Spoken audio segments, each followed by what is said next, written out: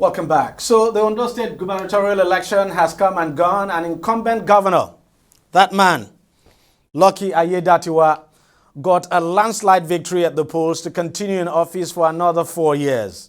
So he will be officially sworn in for the new term sometime in February 2025. Now, Aiyedatiwa won all 18 local government areas, an unprecedented feat in the political history of the state.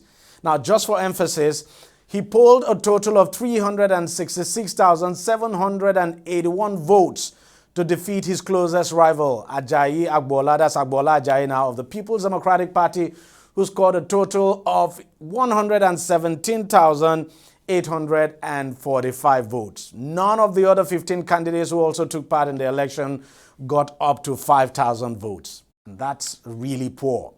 Aiyedatiwa has also made history as the first in Ondo State to serve as deputy governor, acting governor, substantive governor, and now elected governor. Recall that Aiyedatiwa became acting governor when his principal, Rotimi Akeredolu, became critically ill, and then when he passed away in December 2023, he was sworn in. That's Aiyedatiwa now was sworn in to complete his tenure, sworn in as governor now. His first mandate, as I said, will begin in February 2025. Now, in his acceptance speech, the governor has vowed, also governor-elect if you like, has vowed to leave not to leave Ondo State now the way he met it. He says he's also extended an olive branch to those who never believed in him for a collaborative government to put Ondo State on the map as one of the best states in Nigeria.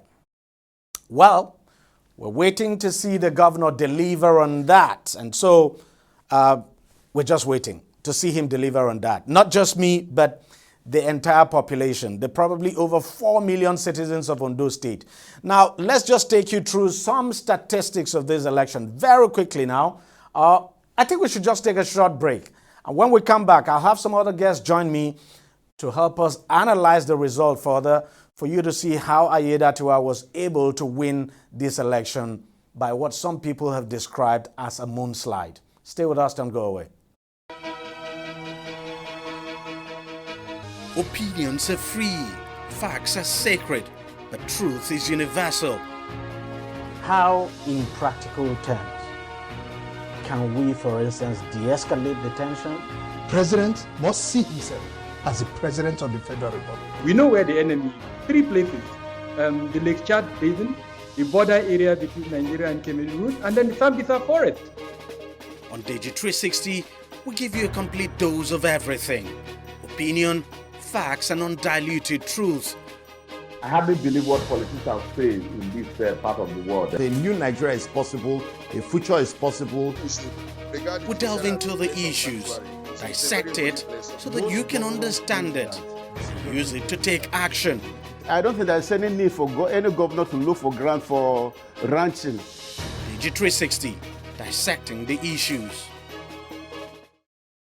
Welcome back. Now, to help us analyze the outcome of the Ondo State governorship election proper, I have here in the studio Nelson Ekujimi, who is a political affairs analyst and was also an observer at that election that, of course, took place in Ondo State. That's the governorship election. Also joining us joining us now via Zoom from another part of Lagos is Ayo Logun, who, of course, is the chairman of Ondo Redemption Front. Gentlemen, thank you very much for coming on the program, and thanks a lot for your time. Very quickly now, let's just run through let's look through some of the stats now, the outcome of that election. Nelson, the governor, of course, polling a total of 366,781 votes. Ajayi coming second, 117,845 votes. Before the election, many people had predicted that, look, this was going to be a landslide for Aiyedatiwa and the APC, and that's the way it turned out. But then we can't also discountenance the fact that the PDP candidate Agbola Ajayi also tried. I mean, by getting, because not many people expected he was going to get up to 100,000 votes. Yes. So tell me what's your take on that? Well, the victory of Lucky Aiyedatiwa of the APC was not surprising because even before the election, you knew it was a one-horse race. And going around the state, it was like everybody recognizing the political permutation that it should go to the south.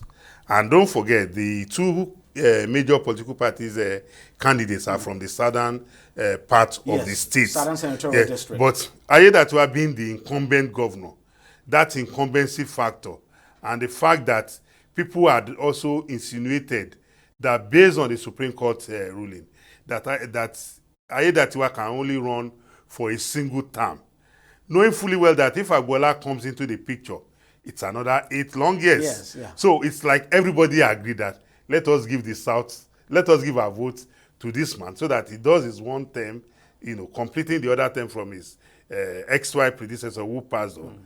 And after 4 years, the governorship goes back to the other part of the state that is entitled to it by the traditional arrangement, not by the constitutional arrangement. Not by the constitutional I think that, in a way, propelled the voting pattern that we saw across the 18 local governments for Lucky Aiyedatiwa. Let me get your take, Ayo. Were you expecting Aiyedatiwa now to win by this huge margin? Let me throw the line of nursing that the victory of Lucky Aiyedatiwa was nothing to cheer about. It was perfectly predictable, judging by the circumstances, the indices, and of course the permutations that led the people of Ondo State into that election. And to say that he won by this margin, for me, the figures scored by Lucky Aiyedatiwa, considering the records of voters' registration, the number of people that took PVC, there is nothing to be excited about by the figure by which Aiyedatiwa won, even though it is the highest in the recent history of politicking in Ondo State. If you look at the history of Ondo State, a lot of things are forced in the case of Lucky Aiyedatiwa. Just like you rightly posited, he is the first person in the history of Ondo State to have been deputy governor, to have been deputy governor, acting governor, substantive governor, and now winning another term. He's also the only one in the history of Ondo State who has won all local governments in an election. We have never had it this way. This is the first person that will win 18-0, like it has been, it's been said on the street. And also, if you look at the figure, this is perhaps the highest figure that anyone has won election of the governorship with in Ondo State. But that is not to say that Aiyedatiwa is so acceptable to the people. That is not a validation of his acceptance. That is not a validation of the love of the people for him. It's also not a validation of the fact that he has done so well in the last 10 months that he has been in the saddle. A lot of other indices and factors were responsible. And I hope that maybe in the course of this program, we'll have time to look at the indices, the factors, and the permutations that work in the favor of Lucky Aiyedatiwa to have emerged governor with this figure at a time like this. Absolutely. We're definitely going to have the time. And something very important you talked about, turnout at the election. Let's take a look at the statistics. This is the total number of registered voters in Ondo State, over 2 million, 2,053,061 registered voters. But let's take a look at the PVCs collected, because, it's one thing to register, it's another thing to get your PVC, and without your PVC, of course, you would not be able to vote. So the number of PVCs collected, 1,757,205, is 86.5% of the total number of registered voters. Let's not even talk about those who did not collect. Let's concentrate on this, because this is the most important. So now you would expect that at least maybe a quarter of this number would turn out on election day to vote, but it did not play out that way, Nelson. Let's look at the number of people who turned out to vote. This is where the problem is. When you look at the total number of vote cast, 508,963. So 508,963 persons actually came out to vote on election day. If you take the percentage of that against this, you're looking at less than 30%. It's less than 30%. Yeah. So less than 30% came out. So we're looking at between 27, 28%. Yeah. Then if you now consider the total valid votes now, it even reduces the number. Yeah. It reduces the number completely. Yes. So which is a very poor turnout by every stretch of the imagination. What do you think happened? I think the issue of voters' turnout has been a recurring decimal in our elections.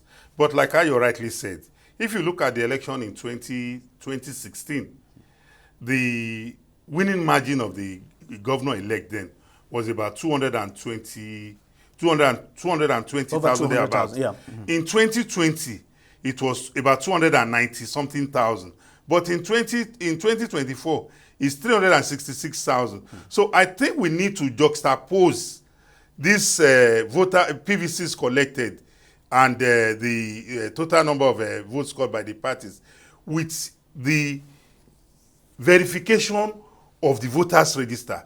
There might still be a problem with the voter yes, register. the problem is that a lot of persons is like they just collect the voters the PVC That's a voter and card. they use it maybe as a collateral or what have you to migrate to some other places. So the issue about voters turnout, it's something that we need to go and conduct a research into, because this type of voting turnout is not peculiar to Ondo State. We have seen it even in the last general election, even in the recent Edo State gubernatorial election. And as a social scientist, I'm worried, and I've listened to some commentaries because some persons will tell you, I collected the PVC because my son or my daughter might need government, incentive somewhere, and I'll be required to produce it. Some use it as ID card. As ID card. But you also know that some persons, because of their beliefs, maybe religious belief, they don't vote on election day. Some might even have japa, like we say in our local parlance. So a lot of this they might have left the country. migrated, out of the, even out of the state. Some might, and even on election day, I saw a situation where people said, I don't know where I'm registered to vote. I have my PVC, but because of the restriction in movement, I cannot access my polling station. So that is also a factor that we cannot, discountenance. But by and large, it tells you clearly that we still have a lot to do with regards to voters' education and sensitization, so that our people will recognize the reason why we need to vote and not just to possess the PVC. Okay, Ayo, what's your take on this poor turnout? Quite poor, no doubt.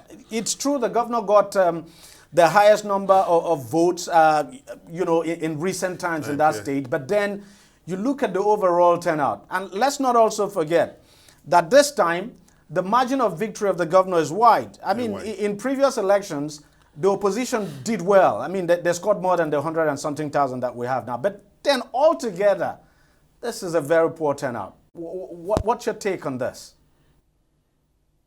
Well, a lot of factors are responsible for the figures that you have reeled out, and some of it is based on psychology, some of it is based on politics, some of it is based on perception. And I think it's important that we clarify some of these issues. But for the record, for the PDP, that is the lowest that the PDP has had in any election since 1999. So that's the worst outing for the PDP, like we saw in Ondo. But let's look at the political side of that figure.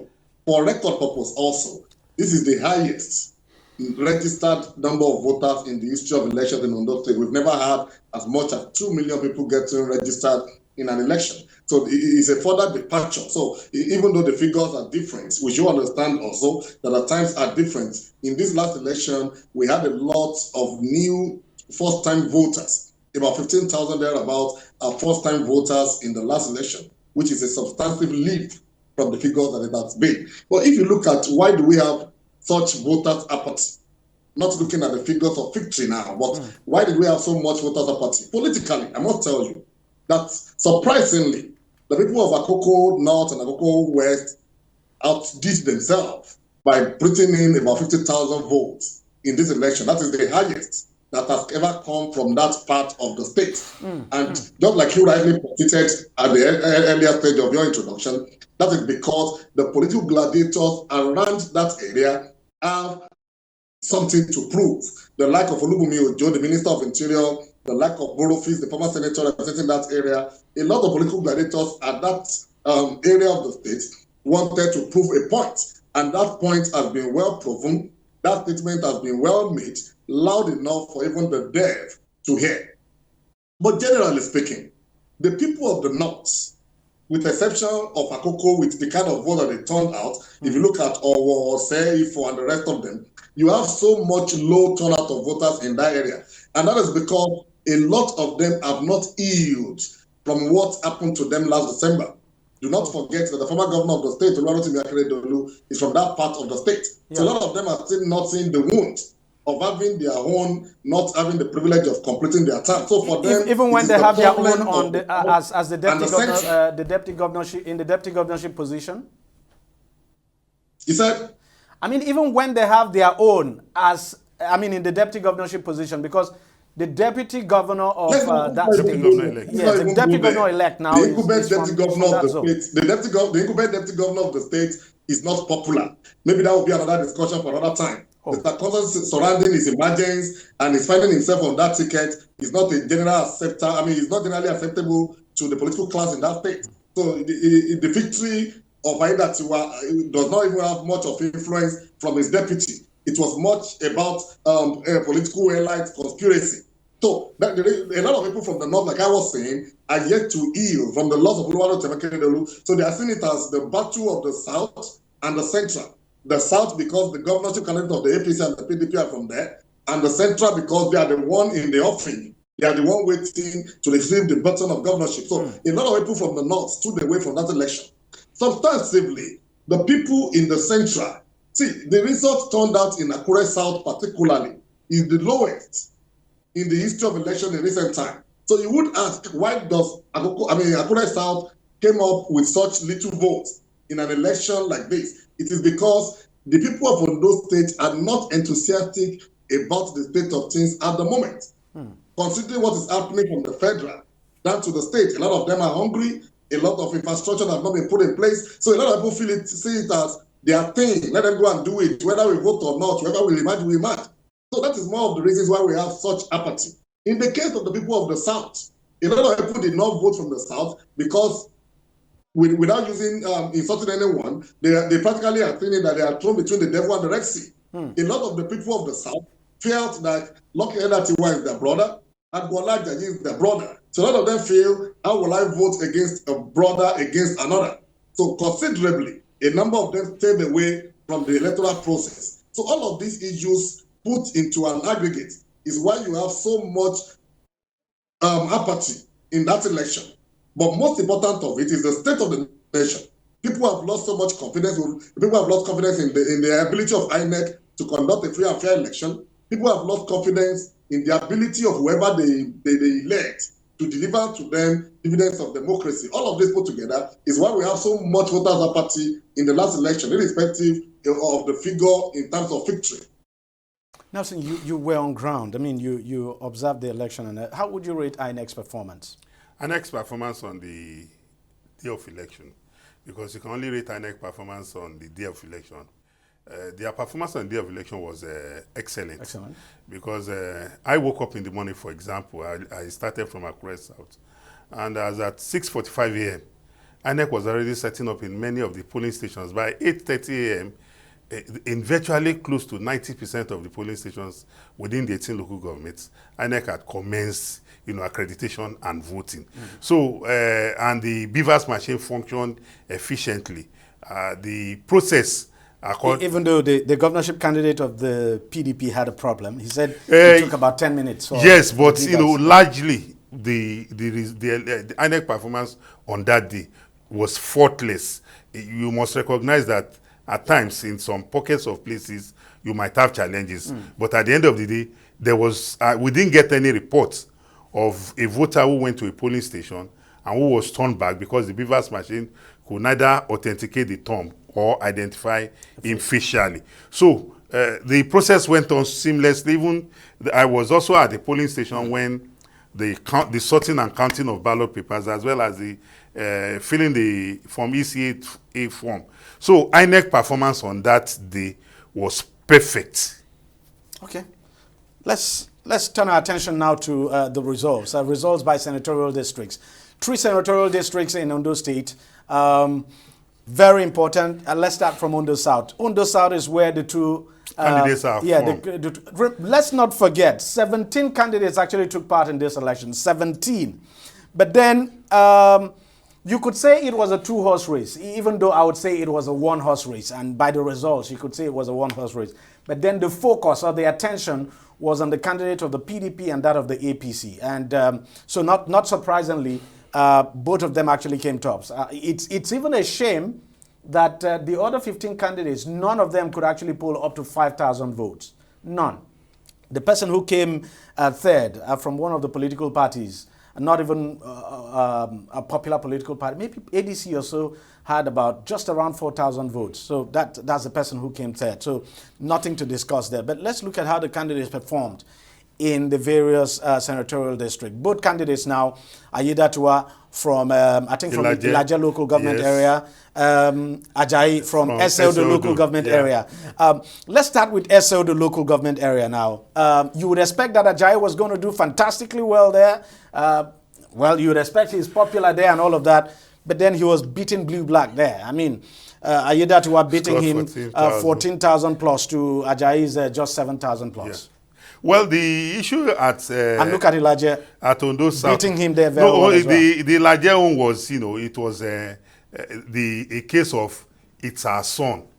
We must do everything possible to ensure he emerges. So we must give him all the votes we can. And majorly, don't also run away from the fact that Aiyedatiwa was an incumbent governor who had appointees from this local government. So it was imperative that these appointees have to deliver their local government in order to earn, reappointment for a new term.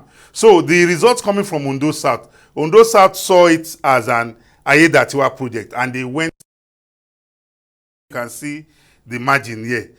And for Eseodo, even though Ajayi was from Eseodo, Ajayi has been out of the political equation for some time until he emerged as the PDP gubernatorial candidate. And if you look at the trajectory of the pre-election activities, you know for free that Ajayi was, running against a mountain. As if he had funding was probably a problem. Absolutely, funding. But the incumbency factor played a huge role, and the Ilaje Okitepa axis, they saw it as a carryover of the Agagu governorship. That look, this is our own turn to make life better for us, unlike if the governor had come from other part of the state. So the result from Ondo South is not a surprise at all. Ayo, you look at the total votes now. Aiyedatiwa picked from Ondo South, 126,000 to Ajayi's 42,000. The gap is really huge. The gap is really huge. Considering the fact that, Agbola Ajayi is from that senatorial district now, and that he'd been deputy governor, and at some point he was considered to be the most popular politician from that axis. His performance there was abysmal. Well, I was following what Nelson was saying. I think I have two points of departure from him. The power of incumbency has never played a role in the history of Ondo State election, if you look at the trajectory. So I would rather look at other indices or other factors that watch for Lucky Aiyedatiwa other than the power of incumbency. If you look at the trajectory of elections in Ondo State in 1999, Adefarati lost to Agagu of the PDP with all the power of incumbency. Agagu lost to Abimiko with all the power of incumbency. Abimiko lost to late Rotimi Akeredolu with all the power of incumbency. So Ondo people have always been very dynamic and dramatic in their choice of leaders. So the power of incumbency didn't play any role in the emergence of Lucky. What other played a role in the emergence of Lucky Aiyedatiwa governor was what I call the conspiracy of the political elites, because of the fact that they feel that except the law is changed, he has only one term to run, and then the power will come back to the table for sharing or rotation, as the case may be. But talking about why Agbola Ajayi lost in Eseodo, sincerely, that was one of the miracles of the last election. A lot of people have predicted that no matter what happens, Agbola Ajayi was going to win Eseodo. West was going to win the Fedore. Unfortunately, they lost those two local governments to Lucky Aiyedatiwa. I must tell you that the issue of funding played a major role in the loss of Agbola Ajayi. The fact that Agbola Ajayi struggled to pull even half of what Lucky Aiyedatiwa had in Eseodo is not because it's not popular. It's not because he has been out of political calculation all along. Don't forget, he was on the ballot in the last election of 2020. If you recall, he was the candidate of the ZLP. Yes. Maybe he has been detached from the people. But the power of money played a lot of role. Those who could have stood by Agbola Ajayi deserted him in the party. So he had no funding. And then the issue of vote buying was also right. While the party was buying votes for 3,000, 4,000, the APC was buying for as much as 15,000. And you know the economic situation in the country. So all of these factors were responsible for Agbola Ajayi's loss of his local government in the last election. And, you know, I mean, I saw this issue of funding for Agbola Ajayi right from long before the election. Because you hardly would see his posters around. I mean, driving into Ondo State, he couldn't campaign. The campaign just did not gain traction at all because you need money to do all of these things. That's the power of the incumbency. Yes. When we talk about incumbency, it's also part of the funding is also part of the incumbency. Yeah, you're right. So let's turn our attention now to Ondo Central. Ondo Central, all the bigwigs, the political bigwigs in Ondo Central worked for Aiyedatiwa, no doubt at all, irrespective of their political parties. Absolutely. I'll give you a clear example. In Ondo West and East, for instance, I know Mimiko, for instance, even though he belongs to the PDP, he worked for Aiyedatiwa. Even though his younger brother was on the ballot, he still worked for Aiyedatiwa. Yeah. I know that the rep, the man who represents Ondo, I think Ondo, if or so. Oh, yes, I'm talking about Makinde. Yeah. He worked for Aiyedatiwa as well. And I know that you know, several other politicians who were never seen eye to eye came together to work for Aiyedatiwa, and you could see the results. You go to Akure, it's the same thing. Even though what's his name, the candidate of the PDP in the last election, Jegede, even though he's of the PDP, there are rumors that he worked for Aiyedatiwa, knowing that he was just going to do one. So you look at the outcome. You look at the outcome there, but then you would expect that the turnout would be higher than this, especially when you consider the number of registered voters in places like Ondo West, Ondo, and then Akure North and South. So, yeah. I mean, that Ayo talked about.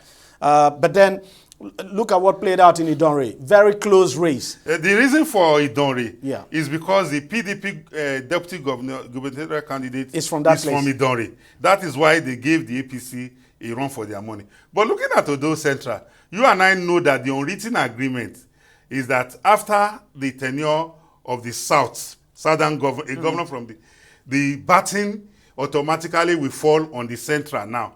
And don't forget that the reason why they pitched their tent with the APC, apart from all the other factor, is because of their own interest that if it comes to Aiyedatiwa, we have just 4 years to wait.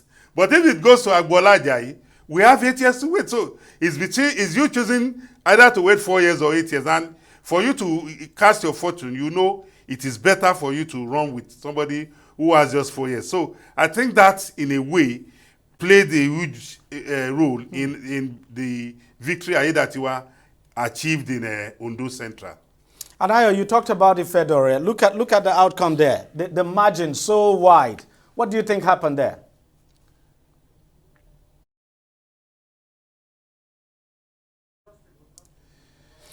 Okay, I understand we've lost Ayo. What do you think could have happened here, Ifedore?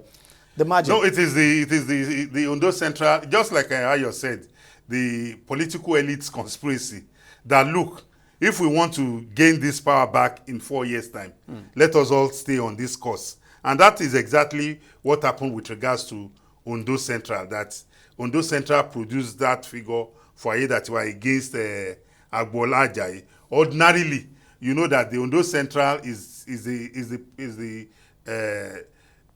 zone of the state that determines where the pendulum will swing, because they have the highest number of registered voters. But this time around, because of the unwritten political arrangements, that is why they have to. And we saw a semblance of a contest in Akure South local government. Yes. Ajayi polling 17,000 plus there. I mean, that's not a bad performance. It's not. Like we said earlier on, the issue that's where the state capital is. Yes, the issue of the funding played a huge role in ensuring that Aiyedatiwa emerged. And don't also forget, some of the commissioners or special advisors or aides, a lot of them are from this part of the state as well.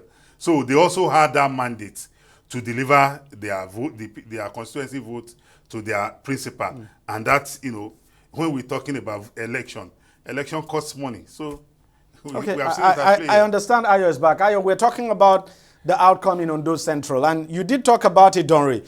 A very close race, but at the end of the day, the governor took it. That's the governor-elect now. Aiyedatiwa took it. But then you look at the Fedora, 14,000 to 5,000 plus. A lot of people had expected Agbola was probably going to give Aiyedatiwa a run at the Fedora, but that prediction did not materialize at all. Where we only saw a semblance of a contest would be Akure South local government area. Other places, well, Agbola just fizzled out. Well, unexpectedly, unexpectedly, like I pointed out, predictions favored an Agbola in terms of victory at Idori and Ifedore. Idori and Ifedore, because if you look at the trajectory of votes in Idori particularly, even when Professor West, that's the deputy of Agbola, even when he was not on the ballot, he has practically always won Idori for his party.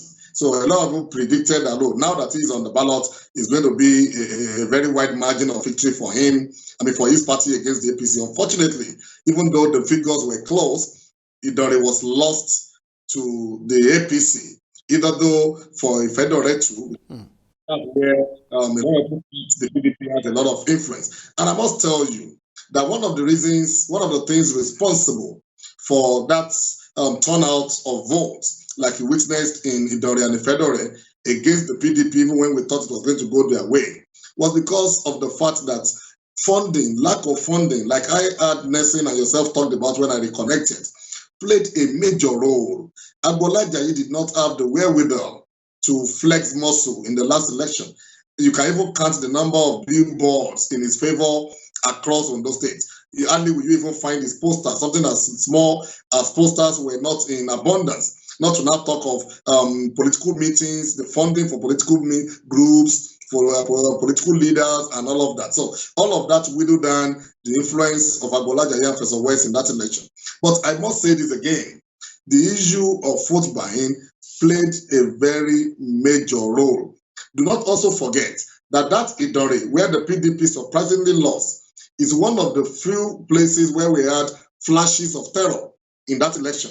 We have a video, of course, which I believe you must have seen, where some underworld individuals approached a polling center and carted away the ballot box, fully stuffed with the vote of the people. So if you put all of this into consideration, you can adjudge that these were part of the factors responsible for the loss of Agbola Ajayi and his deputy in a place like Idori. But talking about Akure South, one would have thought that the people of Akure, because that campaign has already started, people of Akure are already feeling entitled to the next governorship. Don't forget that they missed that chance in Itayo Jegede when he lost against the late Rotimi.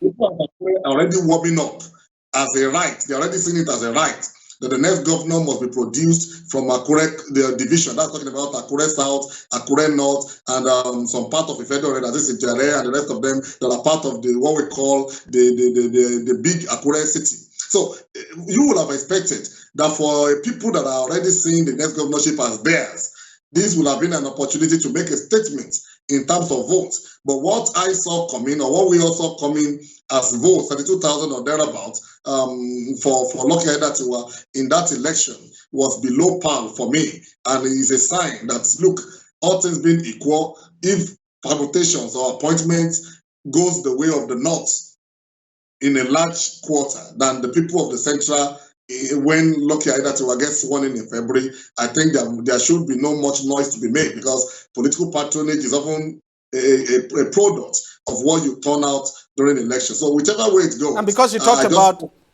talked about the South, let's quickly go to that slide now and look. I mean, you talked about the North now.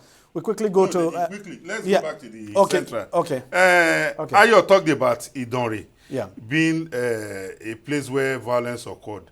In the history of elections in Ondo State, Idonri has always been a hotbed. In 2020, I was in Idonri.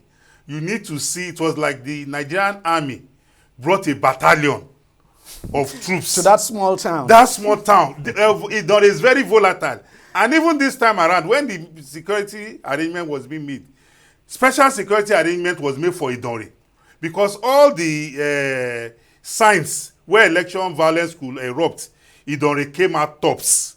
And I can tell you for free, unlike in some other parts of the state, where you had pockets of military checkpoints, in Idori you had several military checkpoints because I visited Idori. Idori has become a regular place for me because of the fact that Idori is an hotbed for violence anytime election takes place. So the issue about the violence in Idori is nothing new. It has an history of election violence. And talking about the candidates now, the deputy governorship candidate of the PDP is from that place. Is from that place. And when we spoke to some of the voters, they were like, look at his father's house. Because the father's house is on the road, on the major road. And they were like, he has not done anything for us, even though we have been following him all this while. So the grudge some of the voters could be having against him might have also affected the performance of his party. But by and large, the power of incumbency, you cannot rule it out as being something that gave the APC candidate an edge over him in Idori. Okay, let's talk about the North now. The North shocked everyone by turning out the highest number of votes. I didn't even expect the North to turn out this number, to be candid. I didn't expect. But look at the total number of votes turned out by the North, Nelson. We're talking about 149,000. That's the highest of the three senatorial districts. Yes, absolutely, yes. The highest. Yeah. And when you compare it to the other party, the margin. The margin. This is the highest. Yes, it's the highest. Though we must also not run away from the fact that the minister, the federal minister of Interior. No, that's the lowest you wanted to say. Is the lowest. No, I mean the margin. Yes, okay. The margin. And the PDP performed the poorest. Poorest, yes, in the Ondo North. Yes, in Ondo North. So I think the role of the President Minister of Interior cannot be ruled out. He showed his weight because we saw him flexing. He's a popular politician. He's a popular politician there. So I will not divorce that apart from other factors that must have influenced it. Don't also forget that the local arrangement, the local political arrangement is also a factor in this election, and it played out, very well. So the role of the minister and some other factors must have influenced why majority of the people in that region of the state decided to pitch their tent with Aiyedatiwa. No doubt at all. Ayo, why do you think the people of Ondo North decided to punish the PDP and reward the APC with this wide margin, these huge numbers? It's not a question of punishing the PDP, except one is not following the trajectory of recent happenings around that place. Don't forget that the election took place in the North not quite long. That is the election to replace Olubunmi Ojo as the member representing Akoko Federal Constituency at the House of Rep when he moved on to become the minister. Two factors are responsible for that major outing, the highest in the history of Ondo North for governorship election. Two major reasons. Look, I don't know what will happen tomorrow, but Olubunmi Ojo remains the bride, remains the rallying point, remains someone that is absolutely loved, accepted, and given respect to by his people. And that is evident in how he was able to replace himself in the House of Rep when he moved on to become minister. I, as a journalist, was part of the grand finale of the campaign of the APC. If you follow the trajectory from the airport to the campaign ground, that is the Democracy Park in Akure, you will see that perhaps, apart from Lucky Aiyedatiwa himself, the only politician whose song was mostly sung, whose name reverberates on the ground of that campaign, even in the lips of the Vice President of the Federal Republic, was Olubunmi Ojo. So if you put all of that together, you would know that for as long as Bonitun Jojo continues to have a lot of influence and he remains loyal to his party, the party will be turning out majority of votes in favor of the APC and whoever he supports in that place, because he remains their pride because of what he has been able to deliver to them within the 6 years or thereabout that he was member of the House of Rep and of course as Minister of Interior. Another thing that played out for Aiyedatiwa in terms of victory in the North is because the political elites across Ondo North were with him. Ondo North has produced the highest number of members, the speakers of the assembly in Ondo State. In this last election, all former speakers of the House of Assembly since 1999 were with Lucky Aiyedatiwa in that election. 3 of them particularly were from the North and they were with him. A Boroface, no matter what anybody says, still has a lot of influence in the North. Boroface was with him, coupled with the love and acceptance of Bonitun Jojo and the incumbent rep member from that place. That's talking about, I've forgotten his name now, the young man representing that federal constituency in the House of Reps. So if you put all of these factors together, these are the things that were responsible for that large turnout. And like I said earlier on, they had the statement to make. And Ondo North has been able to make that statement loud and clear that they are with their own. And that is to tell you that whoever will be thinking of becoming governor after Lucky Aiyedatiwa already knows where to begin to put the touch on. Whoever is thinking of becoming governor after Lucky already know where to hold tight and who to hold tight, because they have made a statement and that statement will continue to reverberate until the next election with the people of Ondo State. Bonitun Jojo has suddenly become the beautiful bride. Absolutely. All right. Well, Aiyedatiwa has now been elected governor of the state. He's there now.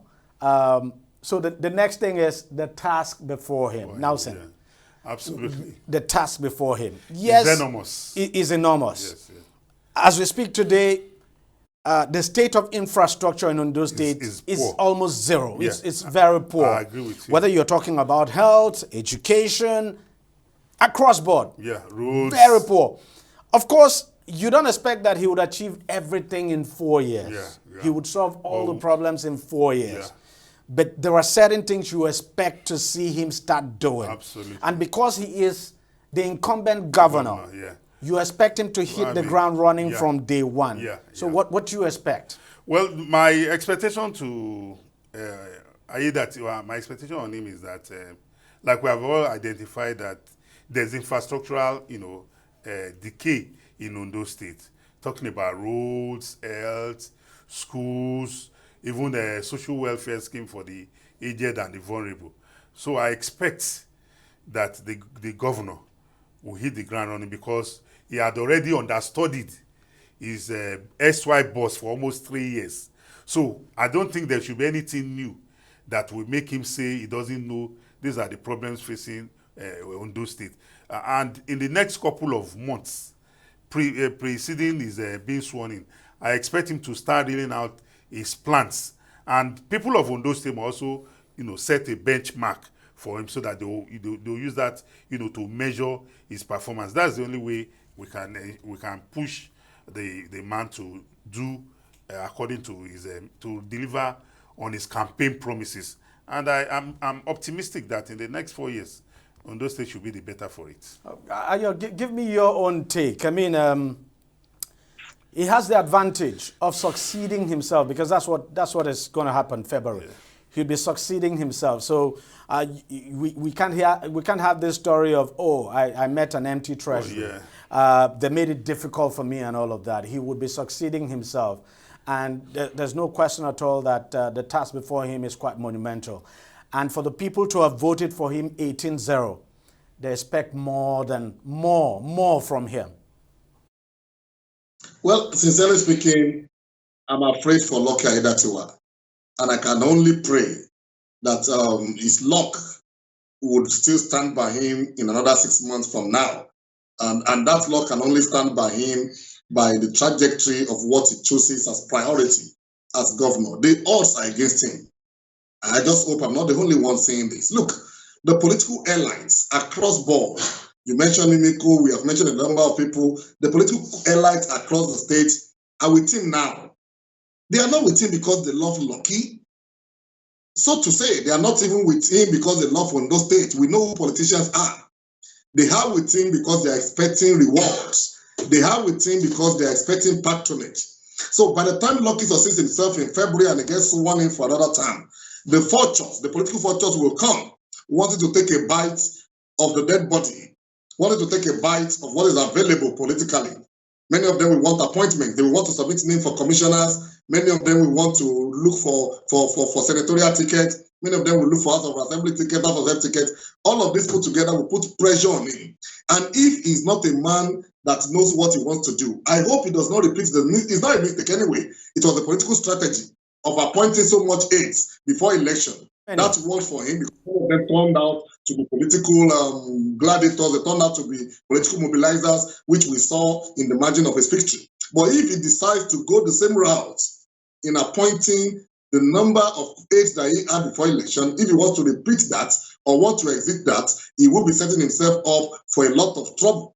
The circumstances in the country at this moment cannot support so much appointees. That's one of the problems the federal government is facing at the federal. So if politicians will not leave his neck and they will all demand for their own pound of flesh, they will all demand for their own pound of meat, because this is a collective kill. An elephant has been killed now. If they all come by February to ask for their own sharing, I hope that it will not be too enormous for a Lucky Aiyedatiwa to be able to satisfy, because they will definitely place demand on him. Another thing that I'm afraid for is the fact that, look, the moment he gets sworn in February, people will not wait for another 1 year or 2 years before they will start politicking, except the law changes. They know that he has 4 years. So politics, unlike before, we start almost immediately Lucky gets sworn in. And expectedly, he will probably be thinking of a successor. But I can tell you that the political class in Ondo State are not likely to allow a Lucky to produce a successor. And that might be another issue that it might take another 6 months, 1 year to battle with. But summarily, let me say this. If there is anything that the Lucky Aiyedatiwa must make a priority, he must, as much as political patronage is allowed, he must realize that his mandate is to make the life of the people better. And it is only the collective good that can be beneficial to all. And he must put attention on rapid development of infrastructure. The last 10 months of Lucky Aiyedatiwa in the saddle has not witnessed much of improvement. And we can understand so, because of the battle of how he got into office and immediately he gets stabilized, he jumped into the ocean of election. We can pardon him for excesses or for things undone in the last 10 months. But nobody will pardon a Lucky if he fails to hit the ground running in delivering the vision of democracy that starts with completion of SWA projects under his former boss. Roads construction, bridges that are ongoing. He needs to be serious in delivering these projects as rapidly as possible. He needs to also return Ondo State to its place of pride in terms of education. He cannot afford to watch or to look the other way when the State University in Nakongba, children of the poor are dropping off from that school because they cannot afford the school fees. The one in Ondo, the medical school in Ondo, a lot of children of the poor cannot go there because they cannot afford the fee. The same applies for the Polytechnic in Owo. This is very key. He must be deliberate in making education accessible to the poor. He must be deliberate about it, because education is one thing that those people have been known for. He cannot sit as governor and watch the future of the future generation being eroded because they cannot have the means. So he should not be thinking of generating IGR by increasing school fees in all of those institutions. That will be the beginning of the end for him, because on those people who are passionate about education, and whatever needs to be done must be done to enhance education in that state. Lastly, he must go back to the days of Emiko Earthwise. For those that has never had it so good Earthwise, like we had under the when we had the free motherhood thing, we had free delivery, free cesarean section, access to health care. Lucky Aiyedatiwa, as soon as he gets sworn in, must be very deliberate in returning on those states to the path of adequate health care and such that is affordable even to the poorest of the poor. Nelson, that healthcare, very important, because I know the wonderful works that Mimiko did. Yes, you know, their BA program, the Mother and Child Hospital Initiative and all of that. All of them have collapsed. he needs to revive all of that. Absolutely. And there should be no excuse at all At that all. he has just 4 years. No, absolutely. He at least he has the last 10 months, to have, crossed his eyes and dotted his T's. And talking about the educational aspect of it, you and I know very well that It's if there's terrible. any aspect that Ondo State prides themselves about, is their educational prowess. Education infrastructure in Ondo State. The government needs to it's make bad. it a top priority. And you can be rest assured that even as stakeholders, we also keep him on his toes. We will not allow him, to go to sleep over his victory or have a smooth ride without attending to the needs of the people. Well, for me, just one thing I would say. Over the last 10 months, this is for me now, and I'm speaking as someone from Ondo State as well. Over the last 10 months, to be candid, Aiyedatiwa's leadership has not been inspiring at all. I'm just saying this. It has not been inspiring for me. But he has a new mandate, and he has every chance now to prove some of us who are doubters wrong and to win us over. But the fact is that he has a lot of work to do, and he just has to hit the ground running. Absolutely. He has to hit the ground running. No excuse at all. The past 10 months have not been, for me, they've not been fantastic in any way. We've not seen any remarkable or revolutionary leadership now. Nothing really serious. Now is the time to really get serious. Now, he has to start working even before getting sworn in. Before getting sworn in, absolutely. Because the mandate he has still runs till he gets sworn in. Yes. So there's no room for laying about. So it's about work to deliver good governance to the people of Ondo State. So we say congratulations to the governor, but please work and deliver the goods for the people. That's the reason why they've given you 18 over 18. Please do it. Yeah. Gentlemen, thank you very much for coming on the program. Ayo Logun, thank you very much for your time, and thank you for your incisive contributions. I want to thank you, Nelson, for coming on the program as well. Thank you very much. Thanks a lot. Well, that's where we'll draw the curtain on the program this week. But thank you very much for watching, and I'll see you next week. Bye-bye.